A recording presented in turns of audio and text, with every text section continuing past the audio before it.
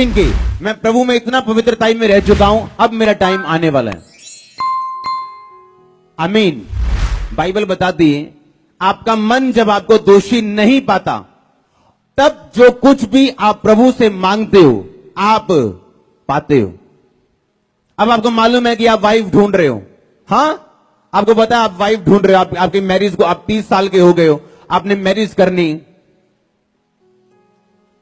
पर रात को आप ब्लू फिल्म देख के सो रहे हो क्योंकि आप कुंवारे हो, आप अकेले में गलत काम कर रहे हो, आप वाइन पीने जाते हो, शराब पीने जाते हो, फिर आपको वाकई ढूंढने में दिक्कत आएगी क्योंकि आपकी लाइफ सही नहीं, परमेश्वर आपको गाइड नहीं करेगा, होली स्पिरिट आपको गाइड नहीं करेगा, पवित्र आत्मा आपकी अगुवाई नहीं करेगा, बंद हो, आपके कान बंद है। क्यों? पाप की वजह से। वो छोटी सी बीड़ी, वो छोटी सी सिगरेट, वो शराब का एक पैग आपकी अगुवाई खत्म करता जो परमेश्वर ने आपकी करनी। हालेलुया। परमेश्वर ने नूह को बाजू पकड़ के मना नहीं किया था कि दारू मत पी, लिखा उसने दाखरस का कुंड लगाया, तो परमेश्वर ने तब भी आवाज नहीं दी कि नूह दाखरस का कुंड मत लगा। उसने दाखरस बनाया तब भी आवाज नहीं आई, दाखरस पिया तब भी प्रभु की आवाज नहीं आई कि मत पी, पर पीने के बाद उसके घर में एक श्राप आया और वो श्राप सदा के लिए काम किया। आज भी वो श्राप काम करता है, जब तक आप मसीह में नहीं आ जाते वो श्राप अभी भी काम करता है नूह के घराने में, सिर्फ एक श्राप की वजह से। जब वो पीते हैं लोग तो अगुवाई खत्म हो जाती परमेश्वर। हालेलुया। आपके रिश्ते में 32 रिश्तों में रुकावटें क्यों हैं? ऐसा नहीं हो सकता कि 32 रिश्ते आपके ना हो। आपको पहली बात, एक तो शैतान के बंधन तोड़ने, दूसरी बात आपको फ्री होना है और बांध के नहीं रखना अपने आप को कि नहीं जी मेरा यही क्राइटेरिया है, मैं डॉक्टर हूं तो मुझे डॉक्टर लड़की चाहिए। हो सकता है आपको इंजीनियर लड़की मिले और आपको डॉक्टर से भी अच्छी साथ दे सारी उम्र आपका। आमीन। आपका जीवन साथी जब परमेश्वर की ओर से पैदा होते हैं, आपकी लाइफ नीचे स्वर्ग होती। अगर सही मैरिज लाइफ कंप्लीट, गलत marriage life finish. Hallelujah.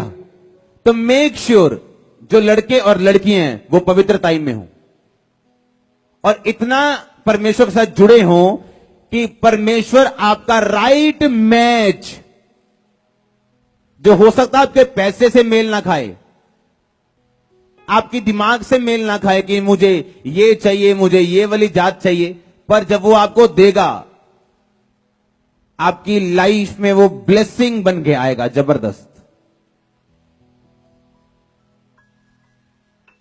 Hallelujah.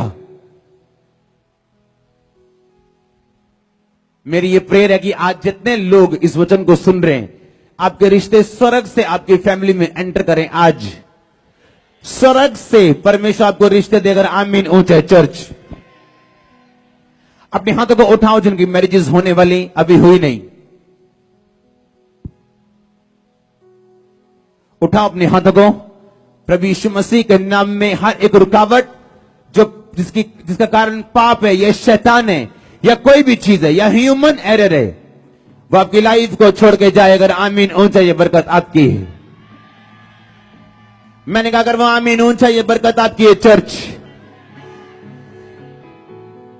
आपके घर में कुछ लोग एंटर करेंगे एक रिश्ता लेके जो स्वर्गीय होगा। आपका आमीन जितना लंबा आपकी ब्लेसिंग उतनी बड़ी। मैंने कहा आमीन जितना लंबा आपकी ब्लेसिंग उतनी बड़ी। हालेलुया। एक क्वेश्चन है, praise the Lord, I have question related to disease, कि मेरा ये जो सवाल है वो बीमारी के विषय में। क्या हमारी सारी बीमारियां जो हमारे शरीर में पाई जाती हैं, उनका ना जाना हमारी प्रार्थना करने के बाद भी, विश्वास करने के बाद भी, क्या हमारी उसके लिए पिछली बुराइयां जिम्मेवार हैं? क्या उनका ऑपरेशन करवाना गलत है? क्या समय लग जाना उस बीमारी को जाते टाइम हमारे विश्वास का ना होना उसके कारण है? मैं दुनिया और अपने परिवार की बातों से तंग हूं, क्योंकि वो मेरे विश्वास को कम बताते हैं।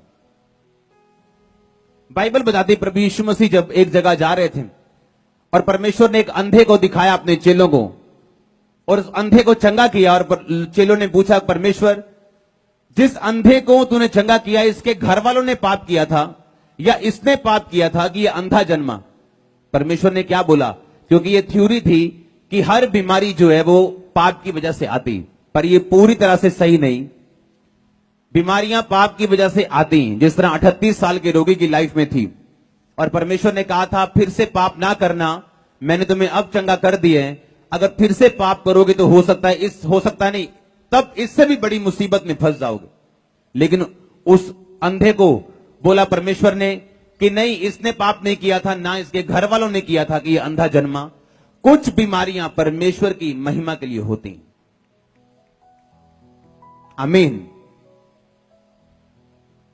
आपका विश्वास कई बार पूरा रहे, कई बार तो भी आपको उस सिचुएशन से होकर निकलना पड़ता है, क्योंकि मैं निकला हूं। अगर मेरा विश्वास अधूरा होता तो जब मैं लोगों पे प्रेयर करता था फिर वो चंगे ना होते, पर मैं खुद अपनी चंगाई के लिए इंतजार करता रहा सालों साल।